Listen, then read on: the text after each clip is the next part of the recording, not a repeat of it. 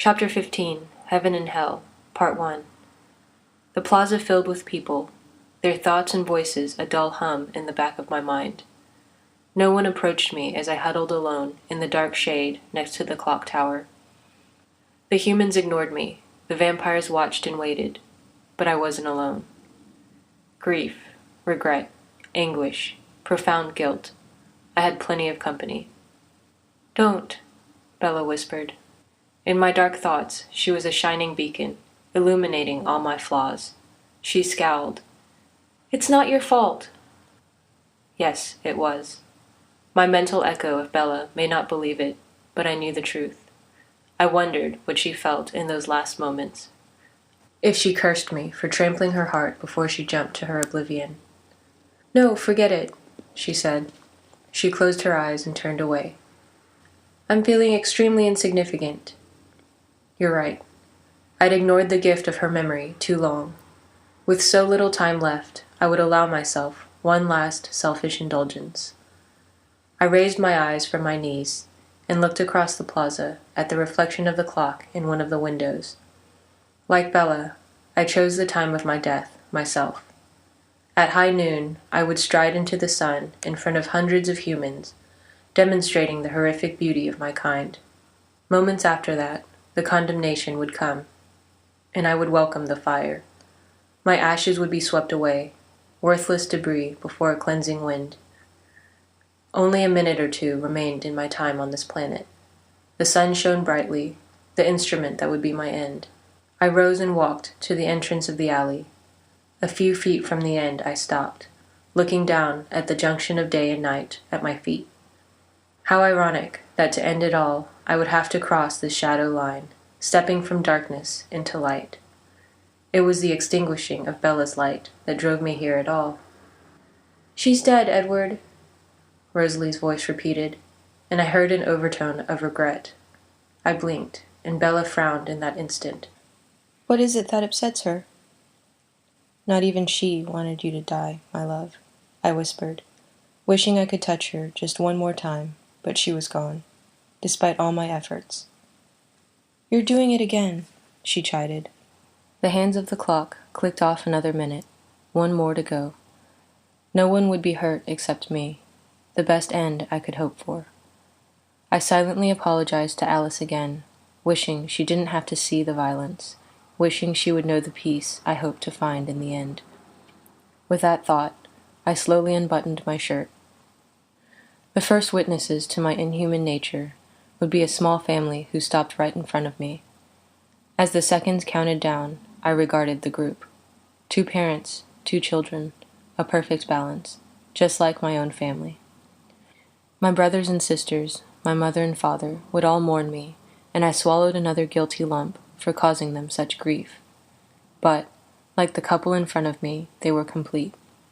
3 perfect pairs, they had each other for comfort. I understood that their love for each other would overcome any pain or sorrow they'd feel over me, and now they would no longer worry about me, the odd man out. This was the best for them as well. I only wished I could thank Carlyle for giving me this life. He'd never stopped questioning himself about me, and as I stood in the twilight of my life, I could see that he had bestowed on me the greatest gift. Because of him, I'd met Bella and experienced heaven, even if it was only for a moment. That was worth everything, and I wished he would know that. My shirt fell to my feet as I heard the hands of the clock shift again, and the first chime ring out. It was only 2 steps to the sun, to the end, and I closed my eyes to see Bella clearly for these last seconds, the last goodbye. I sorted through the memories, choosing which ones would take me down this final path. The first was one of the most recent. We were watching Romeo and Juliet with my arms wrapped around her. I smiled as I remembered how she reacted when I whispered the words in her ear. Her tears mourned the loss of true love and had unfortunately proved prophetic. Romeo's story was mine, the only difference that my Juliet had succeeded where his had not. The clock tolled again. The scene in my mind changed, and Bella sat on the leafy ground in front of me, her skin even more pale than usual. Her head dangled between her knees, her hair falling to the side, exposing her delicate neck. Her pulse was visible through her skin, pounding out a frantic rhythm as she fought off her queasiness. "Show off," she murmured, then she opened her eyes. Her lips, just inches from mine, parted slightly. The invitation I'd been contemplating as I'd carried her through the forest crossed my lips. I remembered how soft her skin was as I cradled her face between my hands, and how rude I was, not really asking permission to kiss her. Bella's eyes widened, showing me everything I couldn't hear in her thoughts. I searched her depths to find fear, disgust, or even anger. What I saw was trust and love, the same love we'd declared in the meadow. She trembled in my fingers, and the fire in my throat raged, even now. Another deep chime sounded. I'd moved so slowly, pausing before bringing my lips to hers. Her expression didn't change as I steeled myself. I had to be sure, to guarantee my bloodlust was securely contained, and that I could run if I lost control. I can do this, I told myself. With the gentlest of touches, I brought my lips to hers. The flames raced from my throat to my skin, accompanied by the ever-present electric current she incited, magnified 1,000 times. Until that moment, I'd thought that the infernal thirst was the greatest desire that I would ever feel. I was wrong. When her body answered mine, thirst was the last thing on my mind. She sucked in a breath, weaving her fingers into my hair, her heart flying. Her warmth surrounded me like a cocoon, wrapping my cold, hard chest in her delicate butterfly's embrace. When her lips opened, encouraging me to taste her, the burn in my throat flared, testing my control. The thirst wasn't the only thing tempting me. Her soft tongue was so close to mine. If I opened my lips... It was the clock that freed me this time, reminding me that I'd never know. Bella never flinched away from my lips or my hands. She should have been repelled by my hard, icy skin, but, like everything else, her reactions were backwards. When I could feel her skin temperature drop, I'd pull away, not wanting to chill her. She'd only cling to me tighter, refusing to take her own welfare into consideration. I remembered how she would stroke my hair and my face, her touch lighter than a feather's. Even in her fingertips, I could feel the heat she radiated from within her willowy frame. She was the embodiment of life, the opposite of everything I was. How she could find me anything but repulsive would forever remain a mystery. The tolling bells were lost behind her voice. "I love you, Edward," she whispered. So many times she'd said it, sometimes quietly, sometimes laughingly, always fiercely, and yet every time the words filled me with a serenity that was indescribable. I listened to her laugh, how it too was warm and rich, so human. The sound of her breathing, her heartbeat, filled my mental ears, together giving me little clues into her thoughts when her words didn't. I never did find a way to read her thoughts, but her smirks, her grimaces, her blushes, told me nearly enough that it didn't matter. Bella's lovely, expressive face mirrored her musings constantly, reacting to every word or touch. Her eyes were such a rich brown, so deep. When she smiled, her eyes twinkled and sparkled as brown eyes never had before. And when she looked at me, her gaze enveloped me with her love, pulling me to her like a magnet, and she thought that I dazzled her. The clock continued its relentless count. Only a few chimes left. The breeze kicked up around me, bringing with it the smells of the crowd around me. Mixed in with the sweet blood, the musty cotton, and foul food was a breath of freesia. I drew in a deep breath, losing myself in the memories. It seemed much easier now, so close to the end, to pretend Bella was close. The lavender came freely on the wind, along with the sweet, mouth-watering flavor of her blood. From the grave she called to me, exactly my brand of heroine. I allowed the memory of her taste to fill me, for though it was the monster in me that desired that part of her, Bella's blood was what drew me to her in the first place. Would I have bothered to know her at all had she not called to that vicious part of me? The sound of the clock briefly interfered with my reverie. "Edward," she called faintly. She sounded impatient. What could she be waiting for? An impossible answer flashed through my mind. No, she couldn't be waiting for me.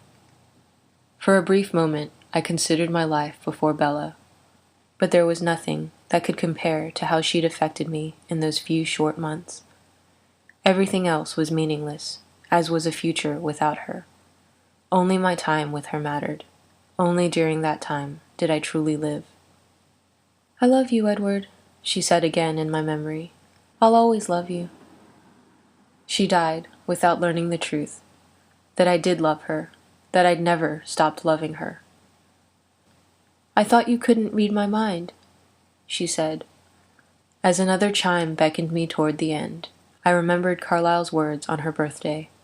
The last day I saw my Bella smile with my own eyes. How could there not be more for one such as Edward, he'd told her. My mind drifted again, and I imagined that he could be right. That somehow, some way, Bella would be the one to greet me in whatever came after this. I heard her again, calling me.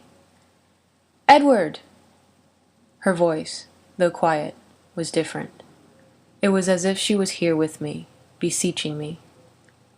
Her smell engulfed me, but it was more intense, like she'd been walking in the rain. I could see her in my mind's eye, holding her arms out to me, welcoming me. If only I could walk into my memory and stay there.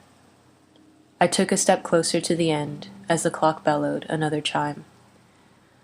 "Edward, look at me!" Bella commanded, louder this time. The sound was so real that I couldn't stifle my smile. I expected her to continue and tell me she was ordinary, just like she had that day in the cafeteria, but she didn't. "I'm not saying goodbye," she countered instead, but her voice had changed, faded somehow. I took my last breath, listening for her to call me again, to pull me into my daydreams. What greeted me was a slap of shoes on the cobblestones, a rasping pant, and a pounding heartbeat. I let myself pretend it could be her. While I knew the fantasy would be fleeting, I couldn't fight the growing hope, the completely irrational longing that she was close, that we'd be together. "Feeling better?" she asked, but the memory seemed flat, artificial, compared to the thundering pulse that seemed to be getting closer. One more step, and I would find out if she was really there, waiting, or if there would be nothing. Before I could complete the stride, something soft fell against me. Automatically, my arms wrapped around her. The fragrance that I'd imagined rushed over me like an avalanche, burying me, and I felt her warmth billow around me like a dense fog. Could it really be her? No, my mind must be playing tricks. I slowly opened my eyes to see who I held as the chimes sounded again. Bella was in my arms. I gaped at her, my angel, trying to believe she was real. Bathed in a white glow, the sparks of red that ignited in her hair gave her an unearthly beauty. For so many months I'd heard her remembered words, imagined her perfect face, all in my mind. But this was different. She wasn't an ethereal spirit. Her soft hands pressed against my cold chest, as if she was trying to restart my heart. I lost myself in her wide eyes as I tried to understand how I could have found this paradise. "Amazing. Carlyle was right," I murmured in shock. There was a heaven, after all, and by some miracle I'd managed to find it. No, she'd brought it down to me. I still couldn't believe it. I couldn't have earned such a reward, but I wasn't about to turn her away. The abyss in my chest disappeared under her gentle fingers. The heat of her touch instantly mended all my wounds. It was as if we'd never parted. The pain, the guilt, the loneliness, all disappeared. Could it be possible? Would we be together forever, just as she promised? As I looked at my love, her lips moved. "Edward," she barely breathed. And the word coursed through me, carrying a happiness so intense that it was nearly painful. She mouthed something else, but no sound came out. I smiled. After hearing her voice for all this time, now she was unable to speak. Maybe she was just a more substantial delusion, a creation of my mind. I didn't care. I couldn't have asked for a better way to die. Tentatively, I stroked her cheek, and was rewarded with the tingling and slight blush I'd longed for these past terrible months. The look on her face was one of concern, and as the clock told, I wondered if her time with me would be short. It didn't matter. Even this 1 second was more heaven than I deserved. She took a deep breath against me, and her face softened, but the concern remained. Could she still be worried about me? I can't believe how quick it was. I didn't feel a thing. They're very good, I assured her. If it were possible, she felt more fragile than I remembered. Death, or my failing memory, had thinned her frail body. Her dark ringed eyes were sunken behind protruding cheekbones, and her strong chin had sharpened. The feminine heart shape of her face had been hardened, as if she'd lost 10 pounds. She was older, I reminded myself, and yet she was still Bella, my Bella. I closed my eyes briefly and kissed her silky hair. Romeo's words fell from my lips, capturing my astonishment and awe. Death, that hath sucked the honey of thy breath, that had no power yet upon thy beauty. The clock gave up its final chime, reminding me of the earth I once walked. The ringing pulled on a warning string in my mind. Surely my dead ears must be playing tricks on me. I let my other, more trustworthy senses take over. You smell just exactly the same as always, I said, and took another quick breath, feeling the flames scorch my throat like a blowtorch. The sensation surprised me. I would have expected the thirst to be quenched in heaven. So maybe this is hell. I don't care. I'll take it. I looked down at Bella, never wanting to leave her ever again, whether she was an angel or merely a tempting construction of my past. Bella spoke urgently. I'm not dead, and neither are you. Please, Edward, we have to move. They can't be far away. She squirmed in my arms and looked up at me with panic in her eyes. Her words were new. For the past months, I'd heard her repeat nearly every syllable she'd ever uttered in my presence, but I'd never heard this phrase before. Confused, I needed to hear her speak again. What was that? This time I listened carefully, reveling in the rhythmic pounding of Bella's heart. She pushed against me, her hands a soft contrast to her sharp cry. We're not dead! Not yet! The world came to a screeching halt as my heaven crashed back to earth. She's alive? The glow around Bella's face faded, and I could see the outline of the cobblestones behind her, reflecting the sun's rays toward us. The wind swirled her hair and her scent around me. Slowly, I registered the murmur of the crowd, and caught my breath as the truth freed my mind. She's alive! For a handful of milliseconds, I rode the waves of euphoria. Not only had I not lost her, she'd found me. After the constant battle to stay away, she'd come after me. And I knew I'd never leave her unprotected ever again. When time returned to its normal pace, the joy vanished, swept up in a maelstrom of emotions that nearly ripped my sanity away. She's alive, and needs more protection than ever before, because she came after me. Is he in the light? An immortal voice whispered. Who is the girl? What have I done? Horror, mixed with guilt, fear, and anger, ate its way through me like acid. Bella continued speaking, unaware of my excruciating revelation. But we have to get out of here, before the Volturi... Before she could finish her sentence, I'd spun her against the stone wall, and set myself as a shield between her and the approaching vampires. The storm within began to coalesce into a single, seething beast. Not her. Chapter 15. Heaven and Hell, Part 2. Felix and Dmitri stopped in the deep shadow and regarded my protective stance carefully. She's human, Dmitri thought, surprised not by Bella's presence, but by her heartbeat.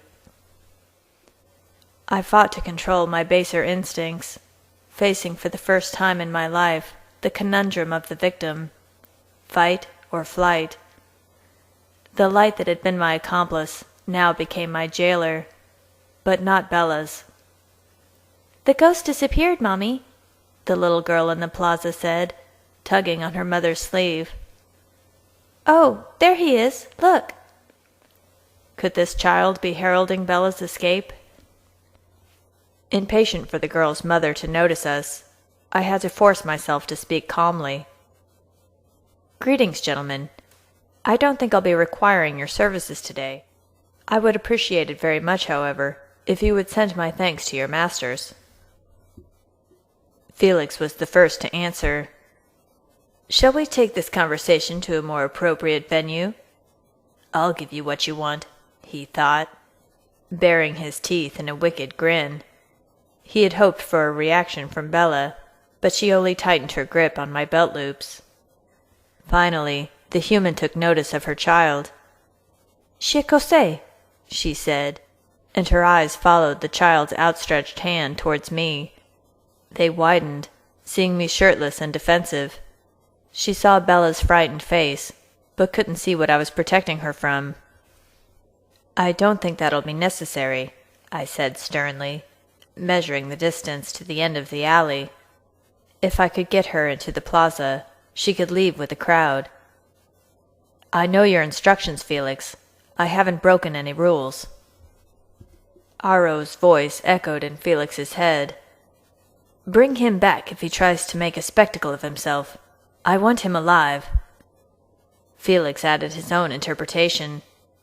"Harboring a human is quite spectacular, I think." "Back off, Felix. If we're exposed, we'll share his fate," Dmitri thought. Felix merely meant to point out the proximity of the sun. "Let us seek better cover." "We only want to talk, Edward." The wind blew his cloak open slightly, proving that they were wary of the light as well. "I'll be right behind you. Bella, why don't you go back to the square and enjoy the festival?" Dmitri considered letting her go, but remembered Aro's other warning. "If others may arrive, bring them to me." Aro was expecting someone to stop me? No, no, no. "No, bring the girl," Felix sneered. "She smells delicious." Fury's red haze distorted my vision. "I don't think so." I enunciated every word, barely containing my rage, as Felix imagined his lips on Bella's neck. "You'll never lay a finger on her," I mouthed. I'd remove his fingers first, given the chance, before removing his head. Bella's breath was hot on my bare back. "No," she squeaked, her hand landing on my shoulder like a sigh. I didn't take my eyes off the guards when I unceremoniously shushed her. A stab of guilt only fed my temper, and I had plenty of anger to go around. Topping the list was Rosalie.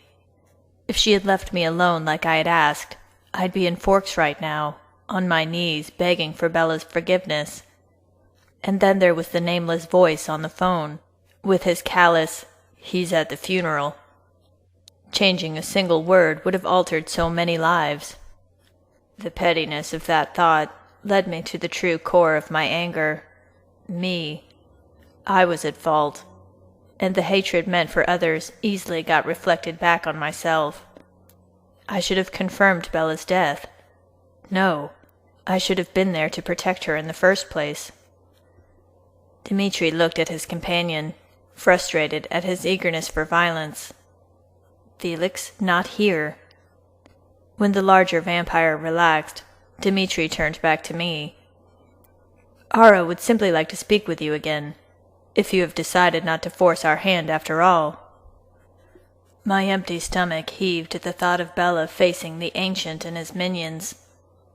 "Certainly, but the girl goes free." "He's talking to someone in the shadows," the woman in the plaza realized. She squinted in Felix's direction.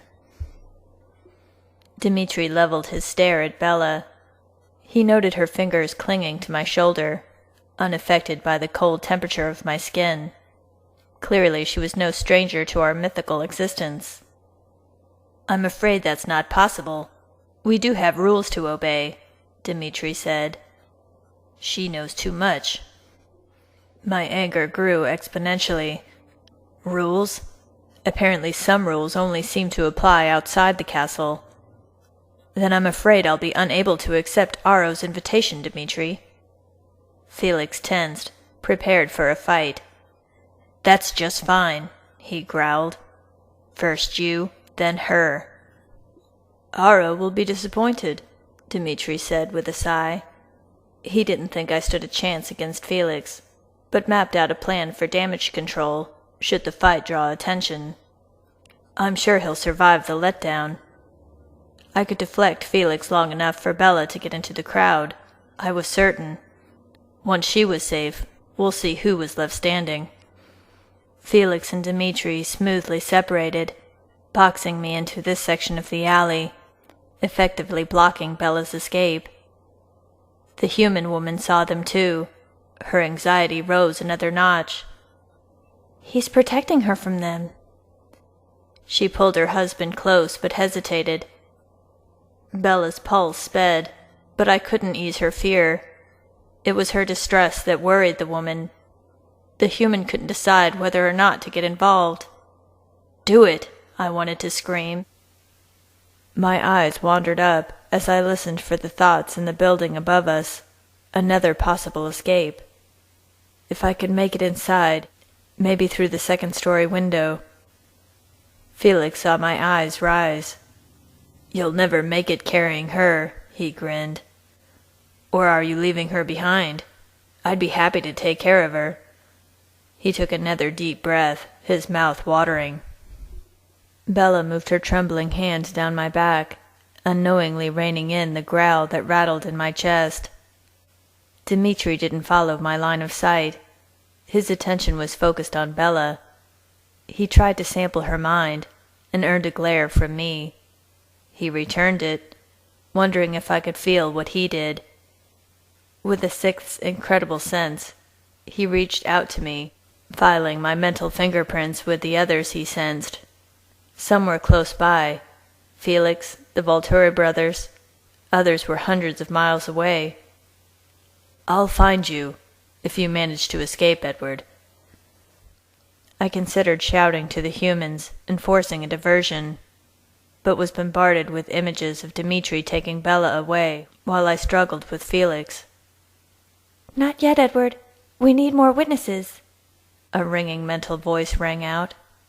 Alice, of course. I turned toward the dark end of the alley, hearing her light strides draw near. Felix and Dmitri both lost their swagger hearing her approach. "Don't provoke them, Edward," she thought, waiting for me to abandon that tactic before looking ahead again. The future was a muddled mass of images, unfolding as of yet, but two images stood out. The picture of Bella's pale, immortal face, smiling carefully as she embraced Alice, was replaced by her broken and mangled body lying dead on the stone floor. Alice sorted through the variations on the future, but they were all equally vague. She grasped at a flickering blonde image. The sight of Jasper's grief-stricken face erased any relief I felt at Alice's arrival. She had risked her own life, as well as Bella's, to save mine. The tempest of anger devoured my guilt. How many people was I destined to doom? One last possibility flashed through Alice's mind, Bella being surrounded by a crowd of humans clad in red. She appeared around a corner, her placid face belaying the anxiety she felt. "Let's behave ourselves, shall we? There are ladies present." She shot a glance at Bella. The two guards stiffened, their advantage lost. They knew better than to challenge one as delicate-looking as Alice, especially without knowing what extra talent she might be packing. "We are not alone," Alice noted, her eyes darting to the humans taking an active interest in our confrontation. It might work, Edward. Dmitri looked at the woman, who was spelling out her concern to her husband. When their eyes met, the man immediately flagged a red-coated security officer. "Please, Edward, let's be reasonable," he pleaded, worried that he'd lose all of us if the humans intervened. Ara was not known for his leniency when punishing poor performers in the guard. Hope dulled my ire as Alice's vision cleared, showing us both the guard's retreat in the face of human response. Bella's escape had been guaranteed until another vampire's decision erased it. No, damn it. I wasn't about to give in yet. "Let's, and we'll leave quietly now, with no one the wiser," I pressed, trying to focus on the future that saw Bella walking away alive. It returned, then flashed to the interfering vampire. "We're so close." Dimitri's frustration came out in another sigh. "At least let us discuss this more privately." He was sure he'd be tracking me down as soon as he let us go. Bella's head turned, her grasp catching everyone's attention. The group of curious humans had expanded to 10. I thought the battle was won until... "Too late," Alice thought. "Jane's here." Bella's fingers twitched against my skin when my teeth crashed together. "No," I said, knowing it was too late. Felix heard her coming first, smiling victoriously. "I would have made it quick and painless for your human." My fists clenched behind me. "No, you can't have her." "We haven't lost yet," Alice thought. I refused to look at what she wanted to show me. I couldn't bear to watch Jane torment Bella. "One vampire. How much trouble could he be?" Jane grumbled as she appeared in the same end of the dark alleyway as Alice. "Well, isn't this quite the party?" "Enough," she said. She inclined her head just enough to glare at me. "Give me a reason, Edward." Shorter than Alice, she hardly appeared dangerous. But as my sister regarded her, she saw that any deviation from Jane's instruction would end with either Alice or me writhing on the floor, the other engaged with one of the hooded vampires, and a defenseless Bella smothered by the other. My options were limited to one.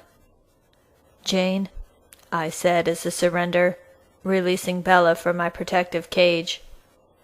As if to punctuate my failure, the breeze whipped Bella's scent around me again. I swallowed, the venom searing my throat. The thirst had lost its power over me, though. Never again would it tempt me to injure Bella. The idea of my teeth on her skin disgusted me to the point of physical pain. But even if I wasn't her executioner, I was the reason she would die. And this time, I would witness her final breath firsthand. No one hated themselves more than I in that instant. Alice prodded me again. "It'll be up to Aro." She saw us standing before the brothers, waiting, but nothing beyond that. Until that decision was made, there was no future for any of us. Jane didn't acknowledge Alice or Bella before pivoting on her heel. "Follow me." "Ara will be pleased." She imagined what she'd receive as thanks for bringing us in. She relished the thought of punishing us. With a wave of his hand, Felix ordered us ahead. I ignored his mental taunts as I slipped a protective arm around Bella and guided her forward. She looked up at me, with what I guessed was a host of fearful questions written on her face. "No, I won't let them hurt you," I wanted to say, but I couldn't give her such false hope. I only shook my head, and she looked away, uncomforted. Even with my arm around Bella, something I had ached for since I had left her 6 months ago, I struggled to keep my anger in check. "Well, Alice, I suppose I shouldn't be surprised to see you here," I said by way of distraction. "It was my mistake.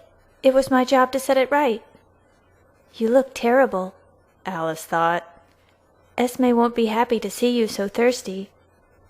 My eyes were blacker than she had ever seen them. What happened? I ignored her optimism at seeing our mother again. This could be my only opportunity to find out what had caused the real-life Shakespearean tragedy we were trapped in. It's a long story. She showed me the vision of Bella standing above the ocean, a disturbingly content smile on her lips. She crouched and then jumped, screaming all the way down. The sound matched her smile. It was a celebratory cry, not one of fear. For the love of... what had I done to her? My free hand balled into a fist, but the torture continued. Bella entered the rough water with very little splash, and didn't resurface before the image faded.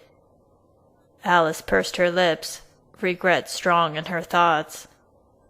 That's all I saw. I'm sorry. I should have called Rosalie when I found out Bella was alive. In summary, she jumped off a cliff, but wasn't trying to kill herself. Bella's voice echoed in Alice's thoughts. It was for recreational purposes only. Bella's all about the extreme sports these days, Alice finished. Which is just another form of suicide where Bella's concerned, if you ask me, she added tartly. Only one question thundered through my mind. How did Bella survive? Alice frowned, seeing my nostrils flare. She was saved by Jacob Black. Bella appeared in her memory. See, well, he's sort of a werewolf. A werewolf? No, the werewolves were extinct. It couldn't be. Out of the corner of my eye, I saw Bella look away from me, her cheeks pinkening. Oh, yes, it could. Alice recalled the nauseous odor and enormous size of Jacob, and the vibration he had experienced in her presence. He'd come so close to phasing, and right next to Bella. The street before me took on a red glow as the furor roasted me. It was that sadistic harpy, Fate, who had earned my wrath. As if believing Bella were dead wasn't enough torment. Resurrecting her, only to have the Volturi kill her in front of me, was beyond ruthless. Now, to hear she had been living in constant mortal danger in the company of those savage dogs. She doesn't just attract danger, Edward. She conjures it. Like watching a highlight reel, Alice remembered the last few days she had spent with Bella. As if the resurrection of an extinct species weren't enough to cement the fact that I never should have left. Bella's own words provided yet another humiliation. If it weren't for the werewolves, Victoria would have gotten me by now. Well, if it weren't for Jake and his friends, Laurent would have gotten me before she could. For all my searching, Victoria had returned to Forks, had been within sight of Bella. Fate had to be rolling on the floor with laughter at my stupidity. My head threatened to explode without some outlet for my anger. At least the dogs took care of Laurent, but Victoria is still hunting. Alice's thoughts were like gasoline on the inferno. Only Bella's touch kept me from screaming out in pure, unadulterated rage. Edward, are you okay? It took all the control I could muster to keep walking, and Alice wondered if I was okay. Edward? Was all I could manage as a response. We continued walking down the shady alley, as Alice filled me in on the last few irritating details. The funeral was for one of Charlie's friends, another Quileute. Had he been a dog too?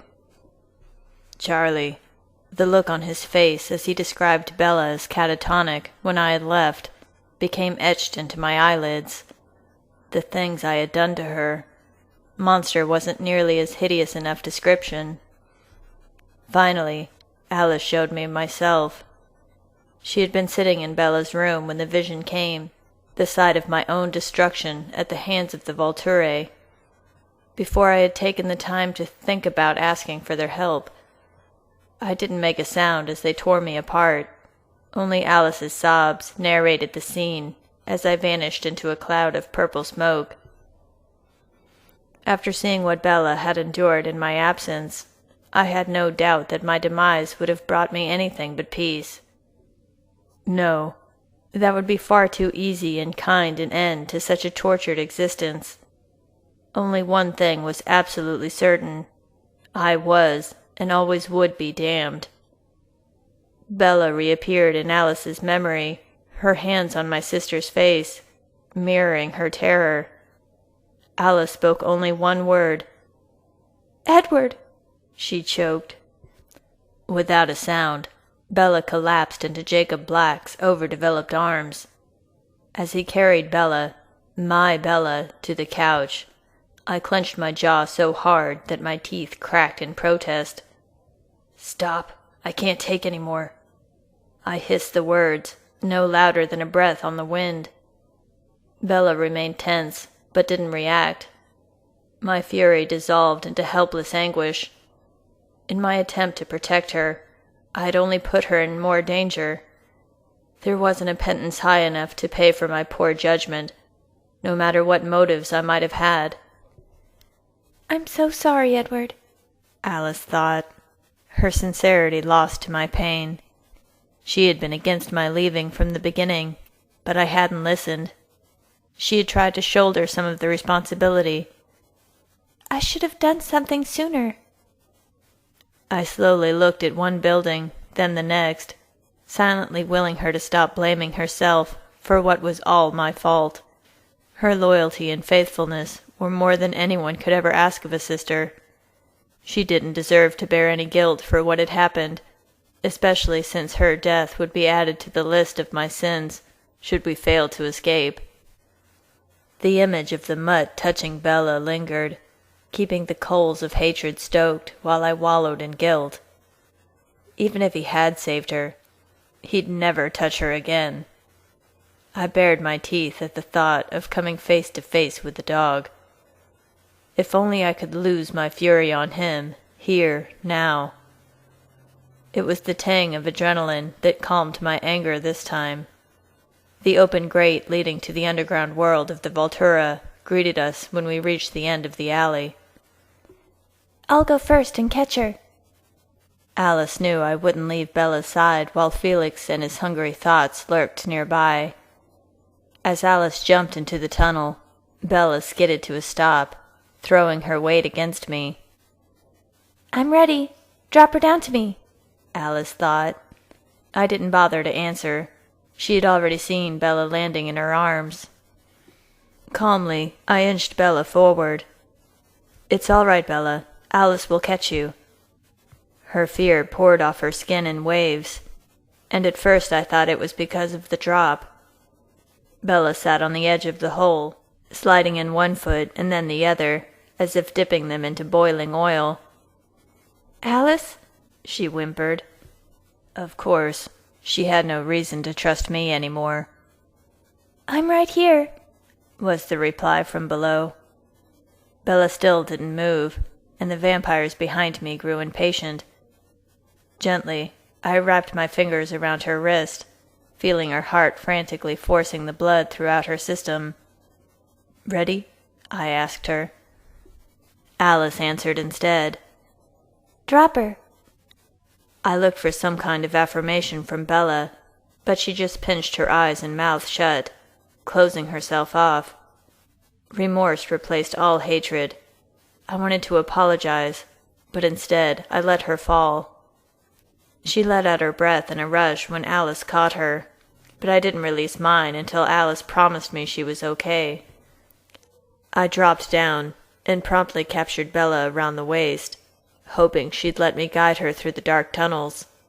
It was selfish of me to think that she'd prefer my arm over Alice's, but seeing how she'd fared when I kept my distance from her, I couldn't stand to be even inches away. That, and despite the fact that I had done nothing but hurt her, I still loved Bella. I'd give anything to see her safely away from this hell, but I had nothing to barter with. Without a word, Bella wrapped her trembling arms around me, out of self-preservation, I assumed. In the unlit sewer, she'd surely trip and fall. At least that's what I told myself. "Just pick her up and go," Felix complained, and I considered doing just that. However, I no longer had any inclination to rush to my judgment, nor hurry Bella or Alice to theirs. The smell of Bella's fear hadn't waned when we entered the tunnel, and Dmitri savored the scent, exhaling loudly.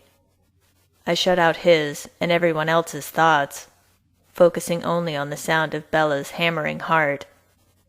Again, I lied to myself as I touched her face, her lips. I'm trying to ease her fear. When my lips met her hair, the lie faded away, but I couldn't bring voice to the truth. "I'm so sorry, Bella." She gripped me even tighter, and I wanted to believe she could find it in herself to forgive me for all I had put her through.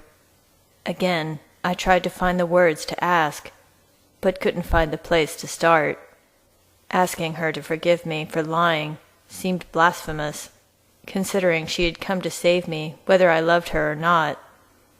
Nothing I could say could do anything but tarnish the purity of her sacrifice. Still, I caressed her face, trying to calm her frantic pulse and fearful shaking. She never turned her face to meet mine. Her lips never reacted to my thumb tracing her mouth. Maybe she had more secrets that she kept from Alice. Maybe her heart belonged to another. "No, she still loves you," a tiny voice whispered in my head. My heart, that piece of me that had been missing for so long, remained a beacon of hope. My kiss found Bella's forehead this time, and I yearned to meet her lips, just one last time. Even I wasn't so selfish to presume I deserved such a gift. No matter where Bella's adoration lay, I silently promised that I would do everything possible to return her home alive. It was the very least I owed her, for throwing her life away to try to save mine. Our destination loomed before us, leaking a ghostly light into the tunnel. I wondered if Bella could see it yet. The silence was interrupted by a rhythmic clatter, and I realized it was Bella's teeth. She was freezing, still soaked from the knees down. What a fool I had been. I pulled away from her so she could keep what body heat she had left, but she literally threw herself back around me. "No," she moaned, locking her hands together around my waist. I shouldn't have been happy, shouldn't have found any relief that she clung to me, like I could do anything but give her pneumonia. But I did. Rubbing her arm, wishing I could actually provide some heat to her shivering body, I allowed myself one tiny smile. Maybe she did still love me. The feeling passed. Jane pondered if our arrival would postpone her upcoming meal. I glanced at Alice, but the future remained in Aro's hands. "I just don't know," she thought. As we passed through the gates and barricades of the underground entrance, I wasn't surprised when Felix stopped and closed them. The obstacles wouldn't stop us from escaping, but they would slow us down enough that we'd certainly be caught. As we entered the lighted, modern portion of the castle, I listened for the vampires who would be our judge and jury. Caius was considering a new prospect for the guard. He was unaware of our arrival. Marcus was locked in his stupor, as always, still sitting in the same chair I had left him in hours ago. Aro, however, paced in a circular stone room, thinking about me. We should have heard by now. His concern for my health had little to do with the friendship he seemed to offer, but more to do with greed. As if on cue, he heard the final door slam and lock behind us. Bella relaxed in the warmth and light, but I tensed, hearing Aro's glee. "Welcome back, Edward. I've been expecting you."